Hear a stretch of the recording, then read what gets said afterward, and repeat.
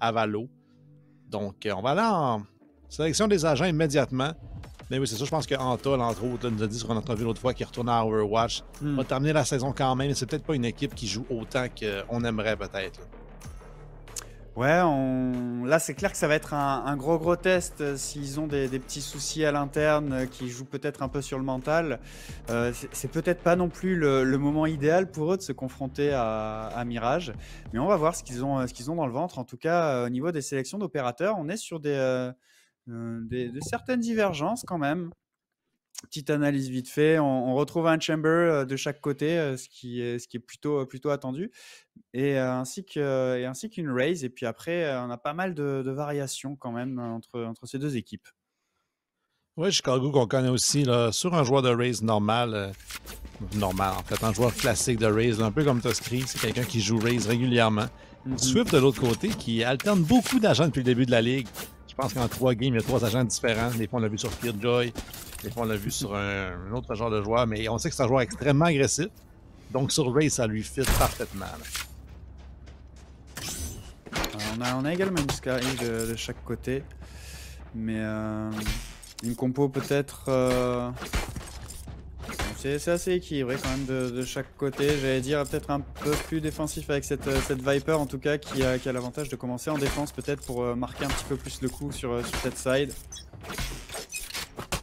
Et on va défendre relativement au niveau de Suuka justement avec cette Viper.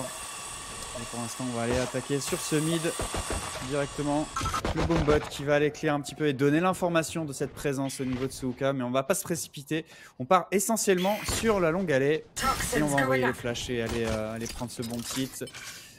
La Viper qui deny parfaitement à l'aide de son mur puis de son bite. Mais qui ne trouvera que très peu de dégâts. On est très patient du côté de Mirage. C'est dangereux, là, le mur qui va tomber bientôt. Kohler qui est de l'autre côté. Un troisième joueur qui a fait son chemin quand même pour la défense. Le Funny est là. Et Watt et Kohler, une belle angle là-dessus de Watt qui pourrait surprendre Kohler à la recherche d'un pic. C'est un oiseau pour la flash.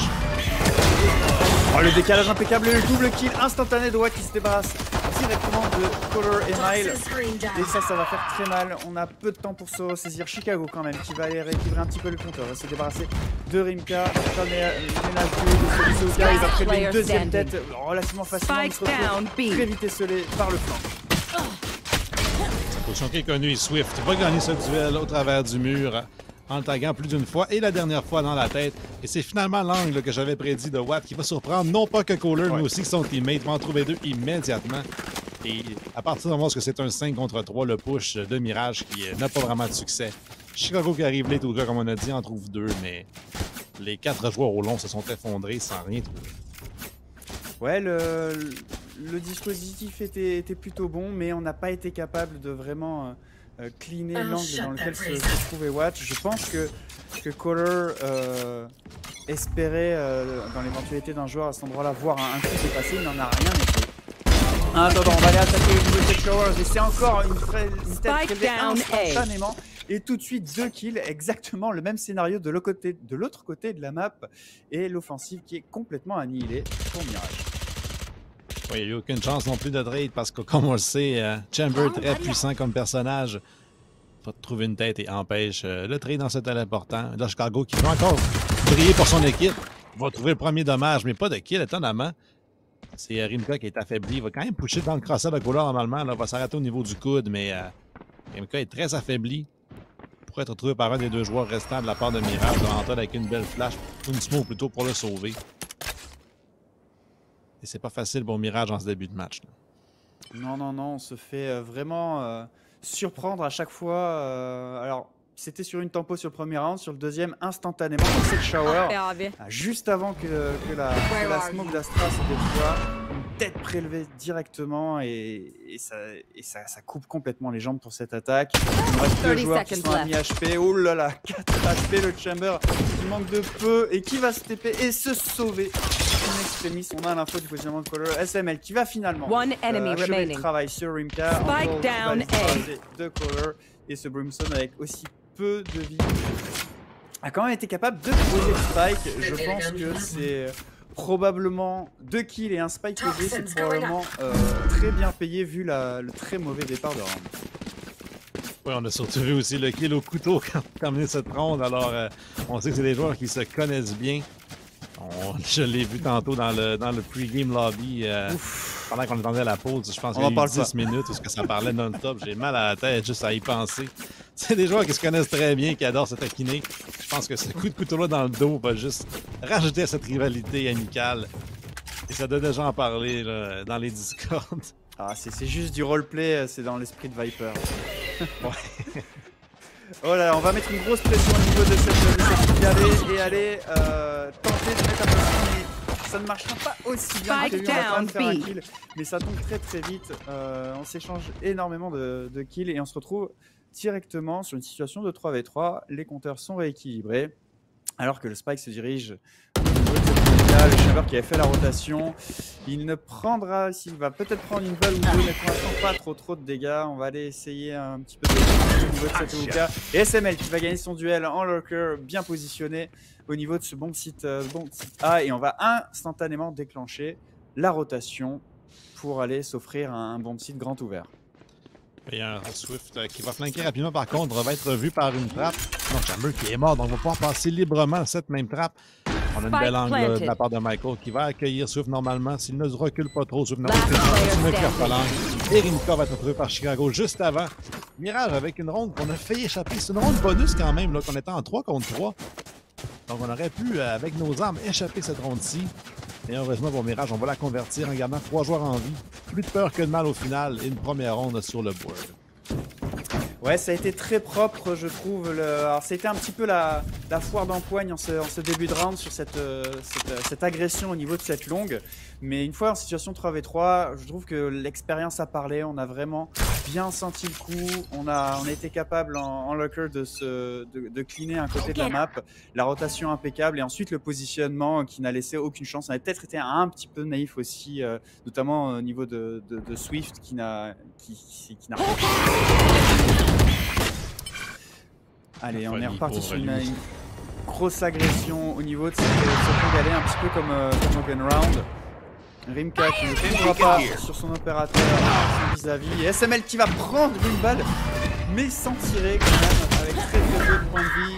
Ouais, le showstopper de Chicago qui va se débarrasser de Watt dans cette Ouka. Color qui va pouvoir planter le Spike. Et une situation de 2v4, ça va être très compliqué de reprendre ce client. On va quand même faire un petit peu le ménage, mais se retrouver tout seul. Lui qui va se débarrasser de Rimka. On va envoyer tout notre stuff, mais c'est pas l'opérateur le plus flexible. Avec autant de monde en face, quand on est occupé à poser ses ordres, évidemment, on se fait décaler. Oh, SML qui va se suicider sur sa molotov. Pourquoi pas, c'est une stratégie comme une autre. Et les compteurs qui sont rééquilibrés, en tout cas, 2 points. SML qui avait 1 HP, comme ça dit, depuis sa balle qu'il a mangé de la part de Rimka, et ce molotov va pour sa meilleure version d'un 1G en l'honneur de Summit.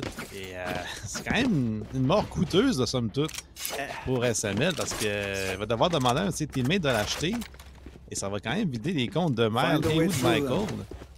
Donc je trouve qu'il va devoir demander un drop de Michael et Mile va y aller pour un drop de SML. Donc c'est un 2700$ qu'on va perdre. Des crédits qui sont pas extrêmement accumulés chez Mirage. C'est pas la fin du monde, mais ça peut venir rentrer dans 2 ou 3 rondes. On a voulu surprendre avec cette position haute. Antol qui ne surprendra personne et complètement en tout cas. On n'a pas eu le temps de tirer le coup de showstopper. On était contact en même temps. Il fallait absolument se décaler si on voulait pas se suicider sur son propre ultimate. Le revenge qui se revient instantanément. C'était quand même un bon premier kill qui insiste. On va pouvoir tranquillement poser ce spike sur cet écho là. L'objectif c'est de des balles. Ah, il n'en fera rien. Watt qui manque son spray. Mike qui range instantanément son partenaire. Et Color qui finit le travail. Un seul mort, c'est une très bonne opération économique pour Mirage. Oui, au final, la mort de SML dans le Molotov ne changera rien si Mirage accumule les rondes comme on le fait comme ça. C'est une ronde économique de l'autre côté, certes. Mais là, c'est maintenant que ça se passe. Là, si on veut remporter quelques rondes chez Parabellum, on investit tous les crédits dans le compte de banque ou presque. Ouais. On va Watt et Swift qui reste 300, mais si on perd celle-ci, ça va être une position extrêmement difficile. Ah, c'est un round charnière clairement pour Parabellum, hein. Ça passe ou ça casse parce que sinon on va se laisser distancer par Mirage. Et ça va être une agression en B. 3-2, longue allée, on va chercher avec le Jojo de Sky pour être sûr de ne pas être tué. On a vu des agressions hein, de la part de Parabellum tantôt et c'est Chicago qui a le top spot, qui va aller attaquer très vite avec Satchel, il va avoir la position et se débarrasser du Chamber qui était déjà bien entamé. Et ça devient compliqué pour les Parabellum. Spike, on va aller tout de suite agresser et essayer de profiter des flashs adverses. Saturade, Antol qui fait un bon double kill pour rééquilibrer un petit peu, mais c'est finalement Color qui va répondre lui-même avec un double kill pour aller se débarrasser. On est à 3 survivants et ça commence à sentir le roussi pour Parabellum. Ah, mais Chicago qui est en train de nous montrer pourquoi, malgré le fait qu'on a une équipe stackée de vétérans chez Mirage, c'est lui qui est top son équipe en termes de score. 3 kills dans la ronde, mais surtout 2 entries, dont un dans l'ultimate de Watt. Donc affecté par et le passage à travers du mur et un peu le pit. Et on va quand même trouver la tête de Watt avant qu'il ne puisse tirer qu'une seule balle. Et on complète en plus avec 3 cette ronde-là. Chicago est en train de nous démontrer là, que s'il ne remporte pas cette ligue, il est quand même un des meilleurs joueurs de disponibles. Ouais, comme il disait dans son interview la semaine passée, il rentre sur le site, il tue tout le monde. Merci, bonsoir. Et pour l'instant, ça a l'air d'être quasiment son trademark. Et Parabellum qui doit tenir à l'aide de Swenka le bon flic. Impeccable, il va sortir Color sans problème pour lui. Ça va faire du bien. Il rate sa deuxième balle malheureusement. Il va trouver le chamber adverse et c'est finalement Chicago qui est monté très haut sur ce site pour aller le chercher. Il aura fait des dégâts quand même, 2 kills. C'est loin d'être impossible sur ce replay pour les Parabellum. On va envoyer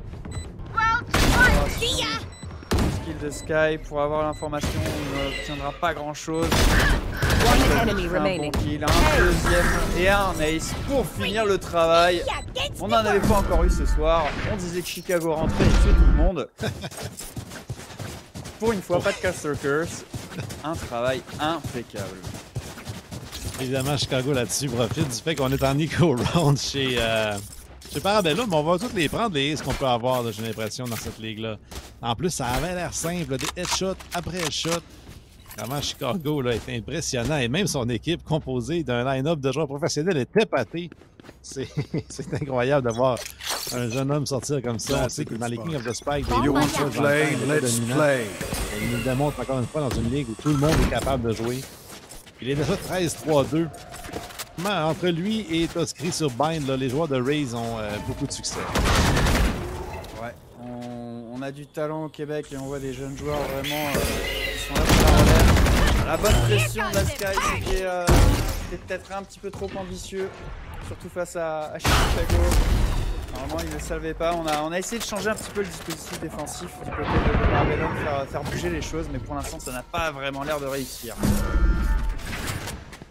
Par contre, là, il y a Swift qui s'est fait un beau petit chemin derrière la défense, plutôt derrière l'attaque. Chicago qui s'était pas en plus. Double téléportation maintenant de Mal qui va suivre et de fait est gratuitement donné à Swift qui va rater ses chances. Mais heureusement, on va trouver l'headshot par la suite. Alors qu'il y avait son ultimate en plus, donc pas de chance. C'est un rifle. Swift, par contre, immédiatement trouvé par SML, un peu trop agressif sur le retake.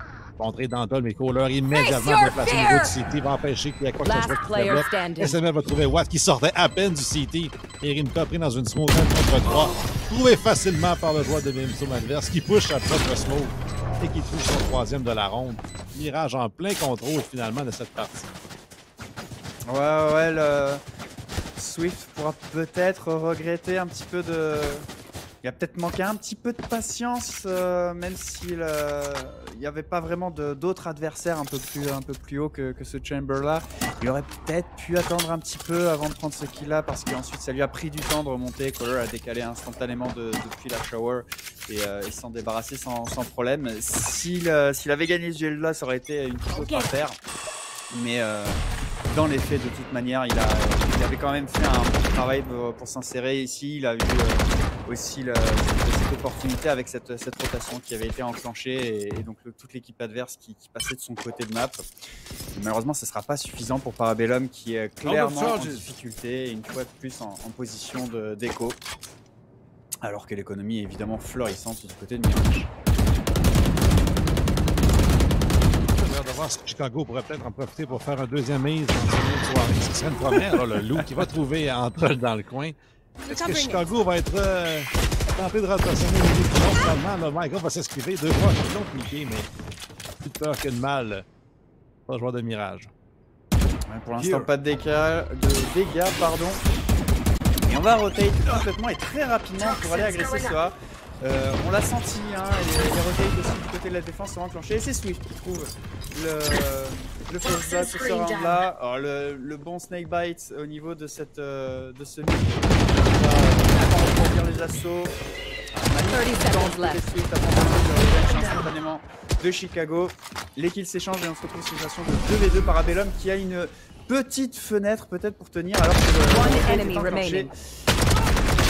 Caller qui va aller en patron faire le boulot et se débarrasser des 2 adversaires qui n'auront même pas le temps d'enclencher la moindre rotate. Et c'est le moment ou jamais effectivement pour coller un timeout à travers Antol et du côté de Parabellum qui vont devoir vraiment exploiter au maximum. On va partir vers une courte pause et on revient juste après.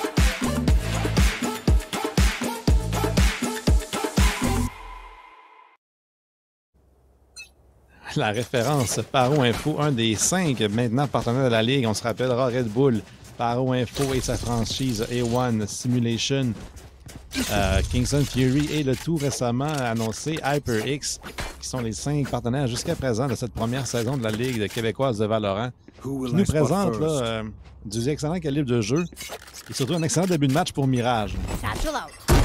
Ouais, Mirage, on le disait, les enjeux c'était peut-être de s'imposer de manière un peu plus franche face à quand même une équipe qui est très solide et qui est clairement prétendante à un podium au minimum dans cette ligue Parabellum et qui pour l'instant, navré, passe-moi l'expression, mais se fait un petit peu marcher dessus dans ce début de partie.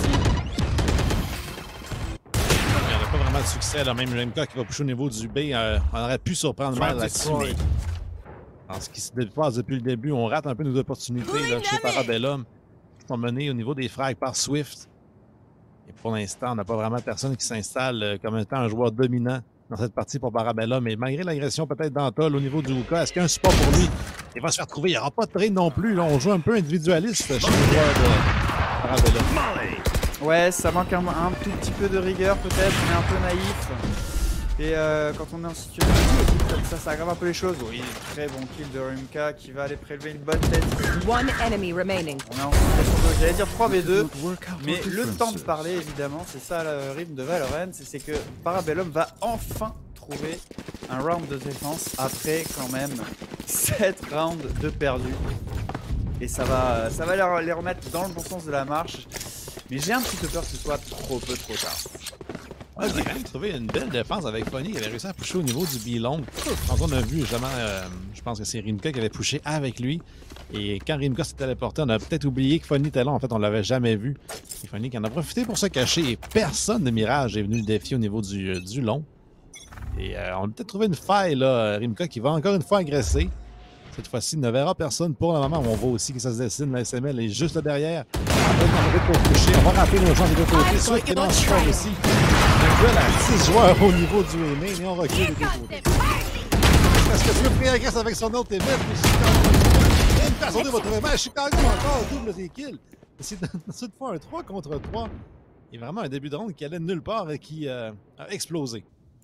Ouais, ça a été une boucherie au niveau de ce mid, avec cette agression vraiment atypique, hein, Rimka avec son Hope, qui a voulu aller vraiment mettre la pression, aller chercher également de l'information évidemment, mais Mirage qui prenait son temps a répondu au feu par le feu. on a échangé de manière égale. Et là, les balles qui rate une balle très importante de Chicago. Il va se retrouver évidemment au contact et va pouvoir prélever sa tête sans aucun problème. Et ça, c'est probablement la balle qui va renforcer ce round. Le spike est posé, situation de 2v3 pour ce retake. Le bon timing de Watt qui débarque au moment parfait. Oh là par contre, les timings, c'est Karma qui l'a un petit peu rattrapé. Non, il va décaler impeccablement pour se débarrasser de Michael. Et Chicago qui va devoir clusher un V2. À partir de ces showers là. Je crois, c'est bien probable.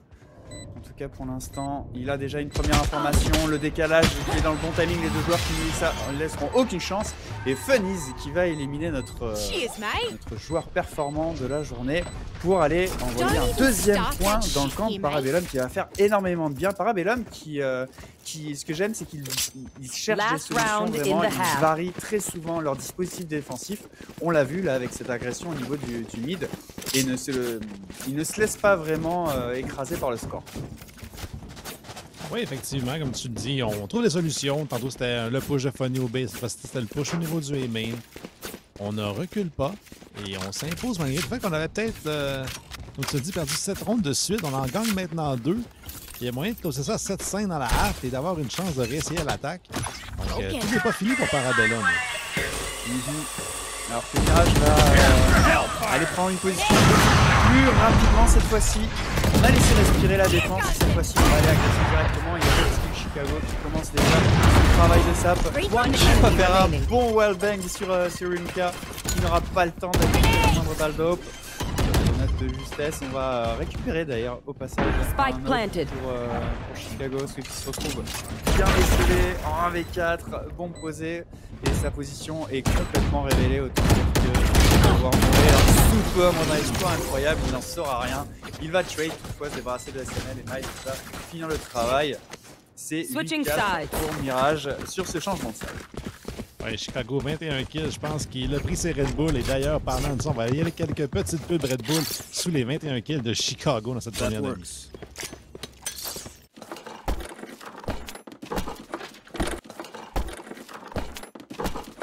Red Bull donne des ailes.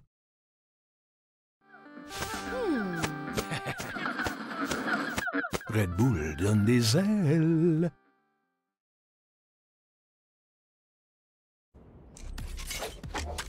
On sait que Shark regarde la partie, je crois. On sait que Shark joue juste après. Mais là, ça fait vraiment chauffer par Chicago dans cette partie pour le classement général. 21 kills dans cette première demi pour Chicago. Recherche vraiment le sommet là, pour la semaine prochaine. Ouais, je sais pas ce qu'on lui a promis. Il gagne ce classement-là, mais Chicago est très motivé. Et pour l'instant, on fait une game absolument incroyable. À voir comment ça va se passer en défense. Mirage, en tout cas, qui ne joue pas du tout agressif, qui va laisser venir leurs adversaires, qui vont prendre position au niveau de ce Hookah et de cette longue B. On s'est montré un petit peu pour peut-être faker un petit peu au niveau avec cette Viper sur ce mid, qui va aller rejoindre ses partenaires et on va envoyer notre execute. La bonne grenade envoyée par la Raze qui fera des dégâts toutefois. Swift qui va se débarrasser de Caller. Mais sa trade direct est déjà devant cette Parabellum. On va s'échanger. Chicago à la réception de Suuka va tomber finalement sous les balles d'Antol sur cette longue. Mais on met beaucoup de temps à arriver sur cette side. Les deux adversaires sont déjà en position. On va même pas les attendre. On va décaler instantanément et faire le ménage. C'est Mirage qui s'impose avec 3 hommes survivants. Et c'est déjà 9-4. Oui, là, Chicago qui en trouve déjà 2. Dans le chat, je pense que la quête du 40 bomb est déjà en cours pour Chicago. 23 kills, en trouve 2 dans cette première ronde. Est-ce que la game va durer assez longtemps pour qu'ils se rendent à 40? Ouais, c'est ça le problème. Ils vont peut-être devoir throw un round ou 2 pour faire péter les stats. Parce que 23-7-2, c'est une des performances les plus dominantes qu'on a vues. Et on l'a encore vu sur la pistole entre les deux. Il est venu supporter Colo au niveau du long. Il trouve tout le monde. On va mettre la pression au niveau de cette longue. On va se replier. On a l'information qu'il y a beaucoup de monde sur cette longue. Parabellum qui va envoyer l'assaut, mais se faire cueillir par un joueur impérial. One enemy remaining. Deux adversaires, Mikael qui va faire un doublé et Chicago qui finit le travail, qui est déjà au Vandal sur ce second deuxième. C'est dire s'il est en confiance. C'est 10-4, Parabellum n'a eu aucune chance et se retrouve avec une situation économique compliquée. Il va falloir enchaîner les rounds. Ouais, on a quand même les outils pour là, chez Parabellum. On se rappellera d'une équipe qui est extrêmement capable. On a les 5 Vandales, on a les armures presque complètes, là, mis à part sur Swift. Donc on a les outils dans cette ronde-ci. Il faut être capable de gagner celle-là et de reproduire ça pour à peu près 8 rondes par la suite. Ce qui va être pas ça un plus gros défi, là. Parce que oui, Chicago est pas là pour faire les entries, mais il est là quand même pour rouler au site. Au niveau de la partie, ça va être accueilli par Mike pour l'instant. Et Chicago en deuxième vague va trouver un premier kill. Et Michael aussi de l'autre côté de la carte, en dessous d'autres côté de l'époque. Watt, un bon trade. Et Chicago, il y en a encore. Oh, il est au sol par Watt. Mais Kohler et SML qui en profitent et arrivent dans le dos de leurs adversaires. On profite de l'espace créé par Chicago, qui est vraiment le one-man army. On met tous nos efforts pour le contrer et on est accueillis dans le dos par le reste de Mirage. C'est allé beaucoup trop vite, on a presque cru Mirage Betsy qui a voulu aller agresser dès qu'ils ont su le positionnement de leurs adversaires. On est allé vraiment les prendre en tenaille. C'est allé très très vite, mais pas grand chose à dire si ce n'est qu'on s'est clairement imposé au skill pur. Quand même un très bon double kill de Waz qui a fait réussi à faire tomber des armes et à entamer un petit peu l'économie adverse.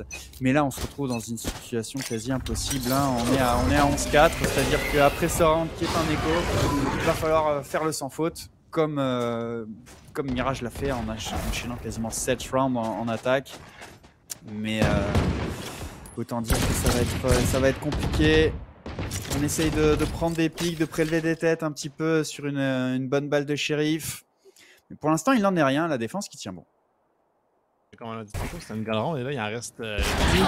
Et même ça, la manière que la dernière ronde s'est passée, je ne sais pas si on a les outils finalement, là. L'agression au shérif qui a peut-être trouvé une solution. On sait que des fois, les rondes comme ça peuvent retourner les games d'un côté comme de l'autre. Alors, il fallait qu'ils commencent à changer. Ceux qui vont trouver une belle opportunité sur Chicago, justement. Et on va entourer Michael, mais qui va se trouver une esquive. Et SML va venir aussi sauver son teammate. Finalement, Mirage qui ont l'avantage à droite contre deux. Ouais, on a l'avantage. Ce qui aurait pu se malheureusement, peut-être qu'on avait plus de balles dans le shérif, mais on a voulu tenter la grenade plutôt que de décaler sur la sky adverse, et puis ça lui a coûté de se retrouver face à un spectre, la grenade en main. C'est jamais une bonne situation. Antol qui fait tout ce qu'il peut avec les outils qu'il a, mais autant dire que ça va être très difficile pour lui. Ouais, surtout qu'il y a 8 balles et il n'a toujours pas reloadé pour pas donner de sound cue, mais la 8 balles et 17 HP, il va être retrouvé immédiatement par Miles. Donc, comme j'ai dit, les rondes, des fois, avec les shérifs, sont celles-là qui peuvent retourner les parties de côté. Malheureusement, malgré un bon début de Swift et Watt, le reste de l'équipe n'a pas été capable de convertir. Et Mirage avec 8 points de match. Et une belle situation économique là, pour eux, contrairement à celle de Parabellum. Tout indique que Chicago ne se rendra même pas à 30 avec les rondes limitées de cette partie. Oh, quelle tristesse. A gift. Non, mais on va en voir plus. C'est presque frustrant. On sait que Parabellum a vraiment du potentiel, mais là, ce soir, ils se font vraiment complètement écraser. Malgré le fait qu'ils cherchent des solutions quand même, pour l'instant, le skill pur et un Chicago hors norme, c'est vraiment la différence. Luka qui ne saura pas nettoyer Swift, qui a rien pu faire. Hein, les très bons deny de la part de la fade de Kohler qui ont fait un très très gros travail. On a du talent, mais on a aussi d'expérience et les parfaites utilisations des militaires qui font un bon boulot. On va déployer un Viper Pit quand même du côté de Watt pour essayer de tenir tant bien que mal ce bomb site. Et Chicago qui s'est glissé derrière les lignes adverses. Il a probablement l'information dans le positionnement. Il va attendez peut-être un reload, il n'en sera rien. Juste un bon headshot bien placé. Et un deuxième. Watt qui a pris un flick shot incroyable pour terminer cette game. 13-4 Parabellum qui n'a quasiment jamais existé.